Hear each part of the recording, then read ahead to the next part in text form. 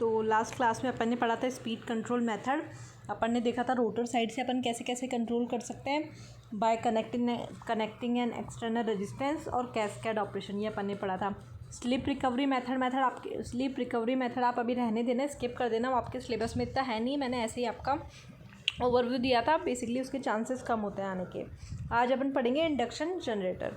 तो देखो just like DC machine में क्या होता है, जो डीसी मशीन आप डीसी मोटर में यूज़ में लेते हो वही सेम कंस्ट्रक्शन वाली मशीन आप डीसी जनरेटर में भी यूज़ में ले लेते हो, कोई चेंज नहीं होता है। सेम ऐसा ही आपके इंडक्शन में भी होता है। जो इंडक्शन मोटर और इंडक्शन जनरेटर दोनों एक ही मशीन है, आप उसको या तो as a induction motor work करवा लो या आप उसको as a induction generator work करवा लो, ठीक है।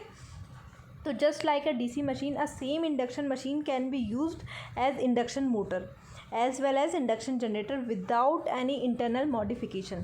Induction generator are also called as asynchronous generator. अपन ने देखा था ना, इंडक्शन मोटर को भी कहा जाता है एसिंक्रोनस मोटर, वैसे इंडक्शन जनरेटर को भी कहा जाता है एसिंक्रोनस जनरेटर, ठीक है। अब आगे देखते हैं क्या लिखा है। हाउ इंडक्शन जनरेटर वर्क, कैसे वर्क करता है ये। तो देखो कंसिडर एन एसी सप्लाई, सबसे पहले अपन इसको समझ लेते हैं, उसके बाद में करेंगे। देखो अपन ने क्या पढ़ा था सबसे पहले कि सपोज़ ये आपका स्टेटर है, देन ये आपका मैग्नेटिक फील्ड क्रिएट हो गया, ये आपने स्टेटर को सप्लाई दिया और ये आपका मैग्नेटिक फील्ड क्रिएट हो गया। ये मैग्नेटिक फील्ड किस स्पीड से रोटेट हो रहा है, सपोज़ 1500 की स्पीड से रोटेट हो रहा है। देन उसके बाद में आपका आता है रोटर में करंट फ्लो हुई, ईएमएफ इंड्यूस हुआ, रोटर ने भी रोटेट करना स्टार्ट कर दिया in the direction of magnetic field. इस तरह से रोटर की स्पीड कितनी है, सपोज 1450। अब अभी तक अपन क्या पढ़ते हुए आए हैं कि रोटर की स्पीड कभी भी इस 1500 के इक्वल नहीं होगी। रोटर की स्पीड 1400 होगी, 1440 होगी, 50 होगी, 70 होगी, लेकिन कभी भी 1500 नहीं होगी। क्यों? क्योंकि देखो अगर सपोज़ ये रोटर अभी स्लो चल रहा है आपके मैग्नेटिक फील्ड से, दो स्टूडेंट हैं वो दोनों इस तरह से भाग रहे हैं। अभी आपका ये ए वाला है, ये बी वाला पार्ट है, ठीक है। तो अभी ए की स्पीड है 1500 और बी की स्पीड है 1450, तो ये दोनों की में रिलेटिव स्पीड प्रेजेंट है, इन दोनों की स्पीड में कुछ डिफरेंस है, तो इन दोनों को एक दूसरे की पोजीशन में चेंज दिखेगा। अगर अपन इलेक्ट्रिकल टर्म की बात करें तो अपन को क्या फ्लक्स डिफरेंस मिलेगा, फ्लक्स की पोजीशन चेंज होगी, फ्लक्स में अपन को डिफरेंस मिलेगा, और फ्लक्स में जब तक डिफरेंस मिलेगा तब तक आपका ईएमएफ प्रोड्यूस होगा। क्योंकि according to Faraday law whenever there is a change in flux then an EMF is induce, तो जब फ्लक्स में चेंज होगा आपका ईएमएफ भी इंड्यूस होगा। तो यहाँ पे तो आपका ईएमएफ इंड्यूस होगा, लेकिन अपन क्या बोलते हैं, कभी भी ये रोटर सिंक्रोनस स्पीड पे नहीं रन करेगा। क्यों? क्योंकि अगर ये सिंक्रोनस स्पीड तक पहुँच गया, 1500 पे पहुँच गया, सपोज़ दो स्टूडेंट है वो दोनों ही इक्वल स्पीड से दौड़ रहे हैं, तो वो दोनों हमेशा एक दूसरे के सामने स्थिर रहेंगे, उन दोनों को उनकी पोजीशन सेम दिखेगी, कोई डिफरेंस नहीं दिखेगा। तो वही केस इसमें होगा, अगर दोनों ही 1500 की स्पीड से दौड़ रहे हैं तो दोनों एक दूसरे के लिए स्थिर है, कोई फ्लक्स में चेंज नहीं होगा। फ्लक्स में चेंज नहीं होगा तो आपका ईएमएफ इंड्यूस नहीं होगा, आपकी करंट प्रोड्यूस नहीं होगी, आपका टॉर्क प्रोड्यूस नहीं होगा, सब कुछ ज़ीरो होगा, बस आपकी मोटर रन करेगी सिंक्रोनस स्पीड पे। तो अभी तक अपन ये बोलते हुए आते थे कि इंडक्शन मोटर में वो कभी भी सिंक्रोनस स्पीड पे रन नहीं करेगी in case of induction motor, ठीक है। अब इंडक्शन जनरेटर में अपन क्या कहते हैं कि इफ़ एनी हाउ, कैसे भी करके, अगर अपन इस रोटर की स्पीड को इंक्रीज़ करके 1500 तक ले आए, इसकी स्पीड को 1500 पे ले आए, तो अपन ने क्या बोला, करंट की वैल्यू ज़ीरो हो जाएगी, ठीक है, टॉर्क की वैल्यू ज़ीरो हो जाएगी, ईएमएफ अपना ज़ीरो हो जाएगा। स्लिप क्या होती है, relative speed difference between motor magnetic field and rotor, ये डिफरेंस होता है, तो स्लिप भी आपकी ज़ीरो हो जाएगी। केस फर्स्ट समझ में आ गया, ज़ीरो हो गई, ठीक है, कोई बात नहीं। बट अगर अब अपन इसको 1500 से भी ज़्यादा स्पीड पे बढ़ा दे, 1600, 1700, 1800, अपन इस तरह से स्पीड बढ़ा दे, इसकी बहुत ज़्यादा स्पीड बढ़ा दे, तो अब क्या होगा, अब ये वर्क करने लग जाएगी एज ए इंडक्शन जनरेटर, ठीक है। जब तक उसकी स्पीड 1450 तक थी तब तक वो इंडक्शन मोटर की तरह वर्क कर रही थी। जैसे ही आपने उसकी स्पीड 1500 से ज़्यादा कर दी, वो इंडक्शन जनरेटर की तरह वर्क करने लग जाएगी। ये बेसिकली अपन को पढ़ना है, ठीक है। अभी स्पीड कैसे बढ़ा देते हैं, क्या होता है, ये सब अपन पढ़ेंगे। बाकी मेन लॉजिक है वो यही है कि जैसे ही आप इसकी स्पीड को सिंक्रोनस स्पीड से ज़्यादा इंक्रीज़ कर दोगे, जैसे ही रोटर की स्पीड आप सिंक्रोनस स्पीड से ज़्यादा इंक्रीज़ कर दोगे, तो आपकी मोटर वर्क करने लग जाएगी एज ए इंडक्शन जनरेटर। अब देखते हैं क्या कह रहा है ये। Consider an AC machine is connected to the stator terminal of the induction machine, rotating magnetic field is produce in the stator and pull the rotor to run behind it. मतलब वही है कि आपकी एक एसी सप्लाई है वो stator से connect है, तो एक मैग्नेटिक फील्ड क्रिएट हो जाएगा। ये मैग्नेटिक फील्ड क्रिएट हो गया और इसके कारण क्या होगा, रोटर भी आपका रोटेट करने लग जाएगा। यही है जो अपने अभी तक अपन ने पढ़ा। ठीक है, सेकंड पॉइंट है now if the rotor is accelerated to the synchronous speed. अब रोटर भी अपना सपोज 1500 पे रन करने लग गया by means of a prime mover. वैसे तो अपने आप अपनी इच्छा से नहीं आएगा, बट अगर अपन एक प्राइम मूवर ऐड कर दे, एक एडिशनल डिवाइस ऐड कर दे। प्राइम मूवर क्या होता है, जो रोटेट करता है, तो 1450 पे तो वो वैसे ही रोटेट कर रहा है। अब आप उसकी स्पीड और बढ़ा दो by use of prime mover, तो क्या होगा, वो सिंक्रोनस स्पीड पे रन करने लग जाएगा। तो दोनों ही 1500 की स्पीड पे आपके रन कर रहे हैं, तो क्या होगा, the slip will be zero. उस केस में स्लिप आपकी ज़ीरो हो जाएगी, क्योंकि स्लिप क्या होती है, रिलेटिव स्पीड होती है, तो स्लिप ज़ीरो हो जाएगी। And hence the net torque will be zero, और नेट टॉर्क की वैल्यू भी ज़ीरो हो जाएगी। The rotor current will be zero and motor is running at synchronous speed. यहाँ तक अपन देख चुके हैं। If the rotor is made to rotate at a speed more than synchronous speed. अब अपन क्या करेंगे, अपन ऐसा करें कि प्राइम मूवर की हेल्प से उस रोटर को अपन सिंक्रोनस स्पीड से भी ज़्यादा स्पीड पे रोटेट करें। मतलब 1500 से भी ज़्यादा पे अपन रोटेट कर रहे हैं, 1600-1700 ऐसे करके। तो अब एक वापस उनकी स्पीड में डिफरेंस आ गया, तो अब वो दोनों एक दूसरे के सामने स्थिर नहीं है। अगेन फ्लक्स में चेंज होने लग गया, अगेन अब उसमें ईएमएफ प्रोड्यूस होने लग जाएगा, अगेन आपकी करंट फ्लो होने लग जाएगी। तो क्या होगा, द स्लिप बिकम नेगेटिव। देखो अपनी स्लिप होती है मैग्नेटिक फील्ड की स्पीड माइनस रोटर की स्पीड। तो अभी तक तो क्या थी, ये 1500 थी और ये अपनी 1450 थी। फिर अपन ने बोला इसको 1500 कर दो, तो जब ये 1500 हो गई तो आपने बोला आपकी स्लिप की वैल्यू ज़ीरो हो जाएगी। अब मैं बोल रही हूँ इसकी वैल्यू 1800 कर दो, तो इस केस में क्या होगा, आपकी स्लिप की वैल्यू नेगेटिव हो जाएगी। तो याद रखना, इंडक्शन जनरेटर के केस में स्लिप की वैल्यू आपकी नेगेटिव होती है। If the rotor is made to rotate at a speed more than the synchronous speed, the slip become negative. A rotor current is generated in the opposite direction. एक opposite direction में rotor current generate हो जाएगी due to the rotor conductor cutting stator magnetic field. और rotor में भी एक opposite direction में current generate हो जाएगी।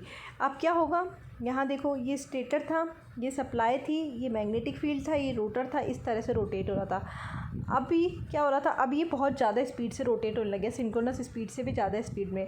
तो अब इसके कारण क्या होगा, जो स्टेटर के कंडक्टर है ये भी कट करेंगे इस मैग्नेटिक फील्ड से। ये स्टेटर के कंडक्टर तो स्थिर है, सपोज़ एक चीज़ आपकी फिक्स है और एक चीज़ इस तरह से मूव कर रही है, तो ये हो रहा है ना रिलेटिव स्पीड, यहाँ पे फ्लक्स कट हो रहा है, तो इसमें भी क्या होगा, ईएमएफ क्रिएट होगा। तो इस मैग्नेटिक फील्ड के कारण आपके स्टेटर में भी मैग्नेटिक करंट क्रिएट होगी। ठीक है, ये फ्लक्स कट होगा, ईएमएफ प्रोड्यूस होगा, करंट फ्लो प्रोड्यूस होगी, और ये करंट ही अपन आउटसाइड दे देता है सप्लाई को। तो इंडक्शन जनरेटर इस तरह से आपकी करंट को सप्लाई कर देता है। तो ये होता है बेसिकली।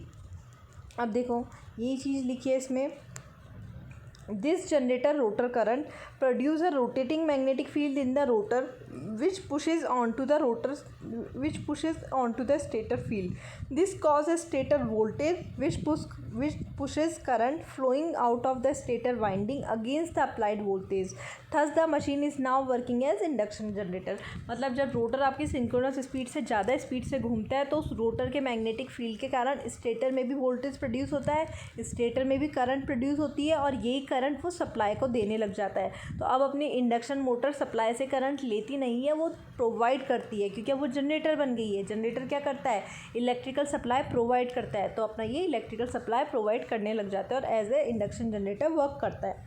अब देखो यही डायग्राम है कि प्राइम मूवर है, प्राइम मूवर की हेल्प से अपन ने रोटर को रोटेट किया। यहाँ पे मैग्नेटिक फील्ड है, ये आपका स्टेटर है। अब मैग्नेटिक फील्ड यहाँ पे क्रिएट हुआ, इस रोटर के मैग्नेटिक फील्ड के कारण स्टेटर में भी करंट प्रोड्यूस हुई और ये करंट चली गई आपकी सप्लाई में।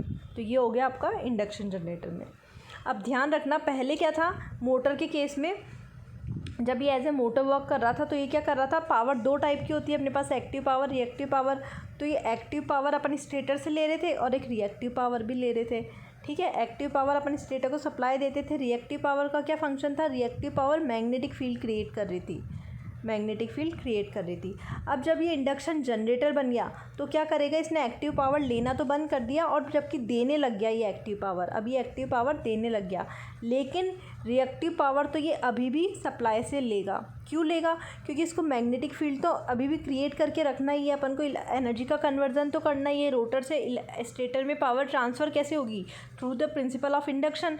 तो इसके लिए आपको मैग्नेटिक फील्ड तो क्रिएट करके रखना ही होगा। तो रिएक्टिव पावर तो ये हमेशा सप्लाई से लेगा ही लेगा, भले इंडक्शन मोटर की तरह वर्क करे या जनरेटर की तरह वर्क करे। लेकिन मोटर की तरह वर्क करेगा तो ये एक्टिव पावर भी ले लेगा, जनरेटर की तरह वर्क करेगा तो एक्टिव पावर ये आपको दे देगा। तो इस तरह से अपन बोलते हैं कि जो इंडक्शन जनरेटर होता है वो सेल्फ एक्साइटेड नहीं होता है, उसको अपन को रिएक्टिव पावर भी प्रोवाइड करवानी पड़ती है। ठीक है, यही सब कुछ लिखा है इसमें, ये पढ़ो। It is clear that N induction machine need reactive power for excitation. तो अपन को उसके एक्साइटेशन के लिए, उसके मैग्नेटिक फील्ड क्रिएट करने के लिए अपन को क्या एक रिएक्टिव पावर प्रोवाइड करवानी पड़ती है, regardless whether it is operating as generator और a motor. When induction generator is connected to the grid it take reactive power from the grid, but if we want to use induction generator to supply a load. ठीक है, क्या कह रहा है ये कि अगर अपन इस इंडक्शन जनरेटर को ग्रिड से कनेक्ट कर रहे हैं तो ग्रिड में तो दोनों पावर होती है, तो ये एक्टिव पावर दे देगा और रिएक्टिव पावर ले लेगा। बट अगर अपन ने यहाँ पे एक लोड कनेक्ट कर दिया कि अपन इस जनरेटर से एक लोड को कनेक्ट करना चाहते हैं, तो क्या होगा, इस लोड को एक्टिव पावर तो ही दे देगा, लेकिन रिएक्टिव पावर कैसे देगा? तो रिएक्टिव पावर के लिए अपन क्या करेंगे, यहाँ पे एक कैपेसिटर बैंक कनेक्ट कर देंगे। कैपेसिटर बैंक क्या होता है? ये कैपेसिटर्स को इस तरह से इस फॉर्म में कनेक्ट किया जाता है, तो उसे बोलते हैं कैपेसिटर बैंक। ये कैपेसिटर बैंक क्या करता है? ये जनरेट करता है रिएक्टिव पावर, क्यू जनरेट करता है। तो इस तरह से क्यू जनरेट करेगा और ये क्यू आपके इंडक्शन जनरेटर को दे देगा, जिससे आपका मैग्नेटिक फील्ड क्रिएट हो जाएगा। और जो एक्टिव पावर होगी वो आप लोड को सप्लाई कर सकते हो।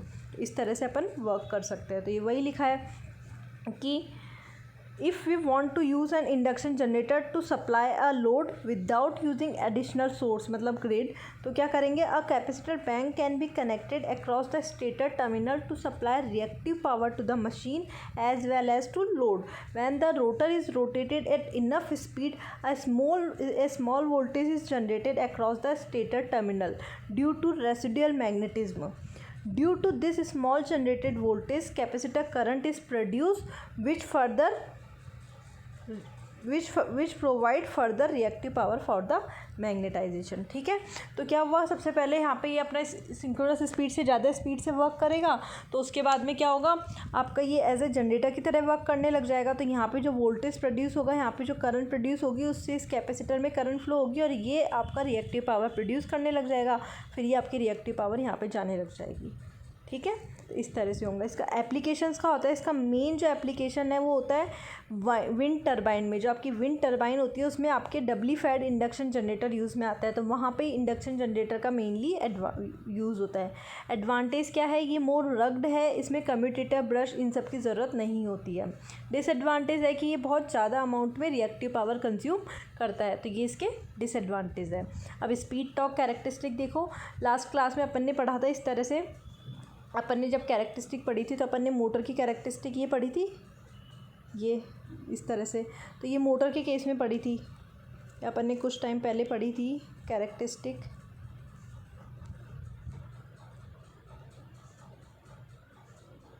जी, ये अपन ने पढ़ी थी ना स्पीड टॉर्क कैरेक्टरिस्टिक, ये आपकी थी मोटर के केस में।